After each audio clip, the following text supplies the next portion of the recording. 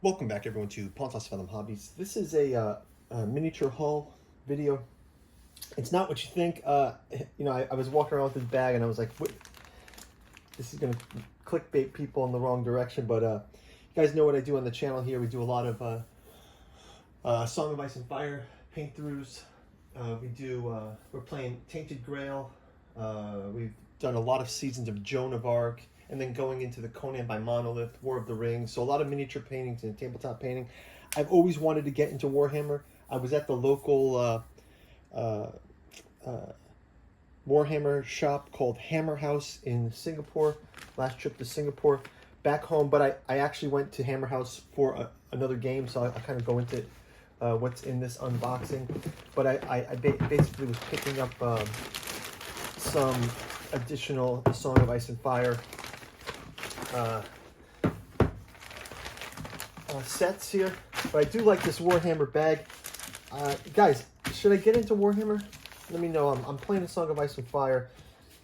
Let me know from the Warhammer people. A buddy of mine who's was a big Warhammer guy growing up, and then he says, well, always into the mini paintings, and there's a lot of even the miniature inspiration I've got. Squidmar, I remember watching his videos early on, kind of got me into miniature painting, so what do you guys think? But yeah, I think this bag is awesome. It's this Age of Sigmar and Warhammer 40K. I'm going to put this aside, and we'll go into our minis that I picked up here.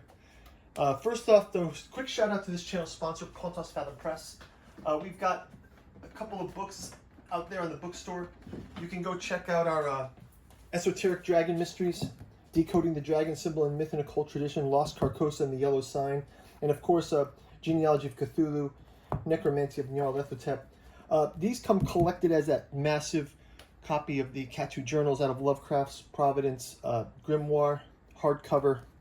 It includes Alchemy of Azathoth, Hermeticism of Hastur, and there's even King in Yellow, part 1 and 2 there of the Tales of the Yellow Sign. Go check out the bookstore, helps us support the channel, and if you like what we're doing, if you'd like to see, I'll do detailed unboxings of all these shortly, and I'll also have them, I'll be painting them as well. So we've painted on the channel Mother of Dragons, we've done Cranigmink Trackers, we've done Tully Cavaliers, Highguard and Pikemen, we did the Spearwives for the Free Folk, we've done Stormcrow Archers, Unsullied, Clegane Brigands. So so when I was in the shop, I was definitely, for some reason I was thinking I wanted to buy Lannisters, right? But I still was working through my Lannister gold cloaks. I haven't gotten these guys painted yet. I got my gold cloaks out there. And then I'm also looking to get my Starfall Knights painted up, right? So I've got a bunch of these that are still in my backlog, but I did want to, I kind of wanted to get some more Greyjoys in my collection. I've only got the Greyjoy Heroes 1, and then I was kind of looking at the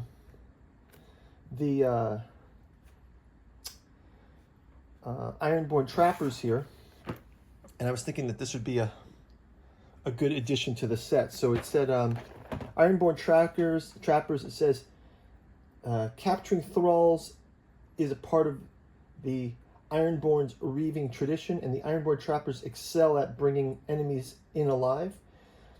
Trappers are not built for the front lines, but rather for flanking and hindering heavier enemy units with their long barbed spears and entangling nets.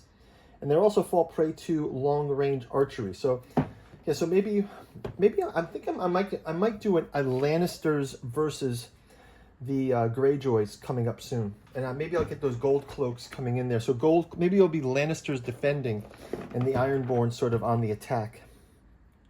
But yeah, we got Ironborn Trappers, and you can see here, 12 miniatures, 11 Ironborn Trappers, 3 Ironborn. Oh, then there's one kind of a leader unit of Ironborn Trappers. But it looks like they got 3 different sculpts. and then a bannerman. Oh, one Ironborn Trapper's bannerman. So they've got 4 different sculpts with 3, 3, 3, and 3, and then they've got the 1 bannerman, and obviously the movement tray. So that's our Greyjoy edition. That's going to add on to our Greyjoy heroes that we've got. Got a Greyjoy heroes out there. So kind of expanding my Greyjoy footprint a bit. And I kind of was thinking, you know what? This sub-faction thing is perfect for somebody who's going to get hooked by these kind of ploys. So I recently repainted my Renly.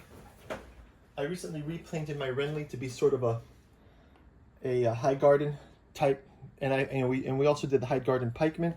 Then I saw this Thornwatch. I did look at the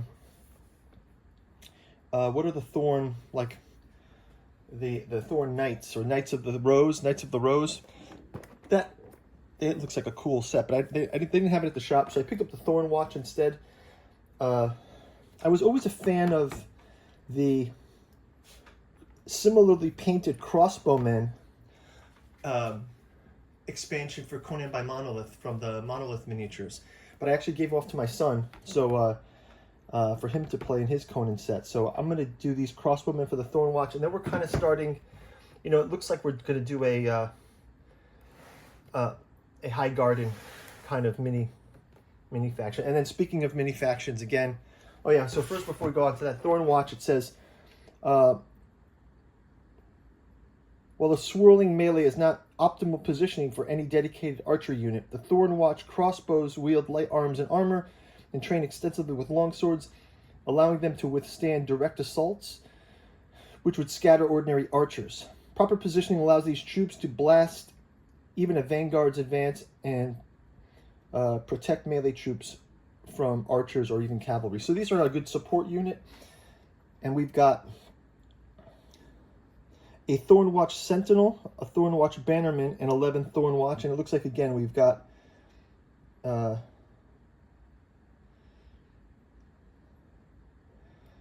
there's the Sentinel, there's the Bannerman, and then there's still 4 sculpts. But they're 3, 3, 3, and 2. That's pretty cool. I like how they put in that that Sentinel in there. That's kind of neat. So those will be fun. And then finally, you know, while we're on the train of sub-factions, you guys can go check out our paint through for the Tully Cavaliers that we did. You know, I was also looking at the Lannister, the mounted Lannisters. I've already got the Clegane Brigands, but I thought it might be nice to have a more formal, or do like some kind of you know, we've been playing Dungeons and Dragons and Chainmail. I was thinking, what if we did a proper tourney kind of thing with Tully Cavaliers, Lannister mounted knights. We could do Starfall Knights. We could do, you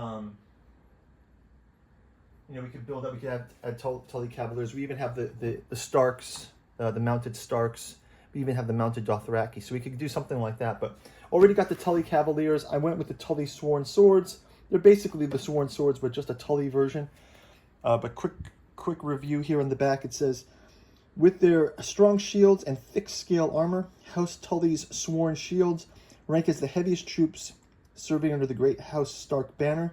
Capable of turning aside even the most determined enemy assaults, Sworn Shields prove themselves as the vital backbone to any Stark force. What I do like about the Tully Knights here, it says only the strongest shall survive the War of the Five Kings, and the strong shields are indeed them. I like these Tully helmets that they've used. So they've all got these kind of same helmets that we see here. And again, for the minis on this one, we get 12 mini units. There is a Bannerman, but only actually there's 12, but they do it only with 3 sculpts. So they got 4, 4, and 3 for the Sworn Shields, and then they've got the 1 Bannerman. So it looks like could we have a Tully versus Highgarden? That might be interesting, right? We could do Renly. Yeah, guys, let me know who would be a good Tully commander. What hero set is that? I know I have Stark Heroes 1 I don't think there's a Tully in that one. I do have Stark Heroes 1. And of course, like I mentioned, I got that Clegane's Brigands, and I do have the Champions of the Stag. So I think we're starting to have some cavalry.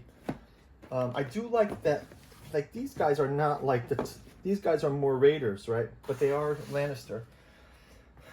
And I was looking at the difference between it seems like the Lannister has the sub-faction, and correct me if I'm wrong on this, but I noticed there's a lot of guys that are kind of Lannisport or City Guard type of, you know, I know these guys are probably with these guys are probably with the Red Keep and King's Landing, but you know, they have the Lannister faction does have a lot of Lannisport guards, and it seems like that's kind of a local Lannisport type of thing, and then they have their troop kind of like more Roman looking ones. Yeah, Champions of the Stag, we got painted up. We got Stark Heroes here, Clegane Brigands. So yeah, that's going to do it. I also picked up some of this mini grass. It's Gamer's Grass. I want to do some basing painting for the Song of Ice and Fire miniatures. So guys, go out, like and subscribe. Go check out our gameplay. Go check out our miniature painting. We're doing miniature makeovers. Like I mentioned, we did the Unsullied Swordsman. We repainted our Unsullied Swordsman. I think they came out pretty well. You guys can check that video out. And I'm going to do a basing video. I think these Unsullied came out pretty good. You know, we'll sort of do that. We did miniature makeover. So I kind of like we'll do a quick base paint to get these on the table. And then I kind of go back and look at them. I'm just horrified by what a bad paint job I did. So I've been trying to get my painting skills improving. So go check out the journey on the channel. If you subscribe, check out the Patreon, and check out the bookstore. So thanks for watching. Bye-bye.